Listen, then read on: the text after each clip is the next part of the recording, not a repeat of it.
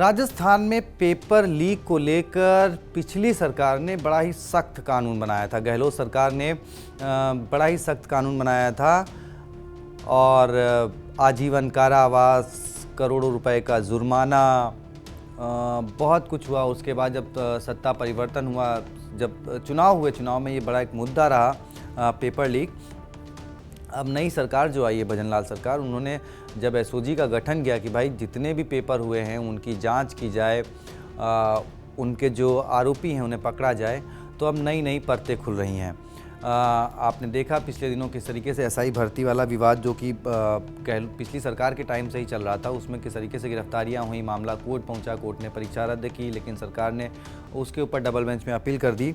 लेकिन अब एक ताज़ा मामला सामने आया है जो कि है 2022 का, जहां 4 जूनियर क्लर्क जो हैं वो गिरफ्तार किए गए हैं, जिन्होंने 2022 में परीक्षा दी थी,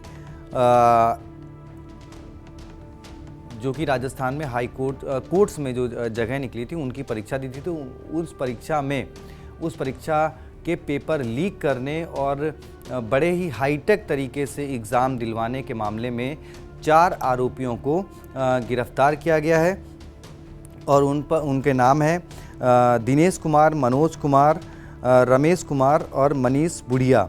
इन 4 लोगों को गिरफ्तार किया गया है और जांच आगे जारी है। इस मामले में अब तक कुल 21 लोग गिरफ्तार किए जा चुके हैं। एसओजी का कहना है कि भाई इन लोगों ने जर्मनी से मतलब नकल करने के लिए जो इक्विपमेंट्स थे वो जर्मनी से मंगाए गए थे। आप सोचिए कि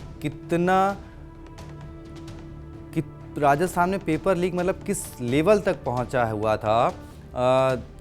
और ये कोई गहलोत सरकार के कार्यकाल की बात नहीं थी, उससे पहले भी वसुंधरा राजे सरकार के कार्यकाल में भी दर्जनों पेपर लीक हुए थे। गहलोत सरकार में तो खैर कहा जा सकता है कि जब उन्हीं के पूर्व डिप्टी सीएम ने ये सवाल उठा दिए थे कि भाई ऐसी कौन सी जादूगरी है कि आरपीएससी के लॉकर से जो है वो पेपर चोरी हो जाते हैं।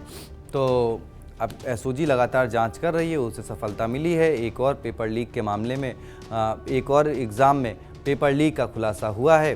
आपको क्या लगता है कि ये भजनलाल सरकार सिर्फ इन आरोपियों या फिर ये छोटे मोटे पेपर लीक माफियाओं से ही काम चलेगा, या फिर वो बड़े मगरमच्छ जिसको लेकर पिछले 2 साल से या फिर कहें उससे पहले से जो आवाज़ उठ रही थी कि भाई अगर बीजेपी की सरकार आई तो पेपर लीक के जो बड़े बड़े मगरमच्छ हैं उनको भी पकड़ा जाएगा।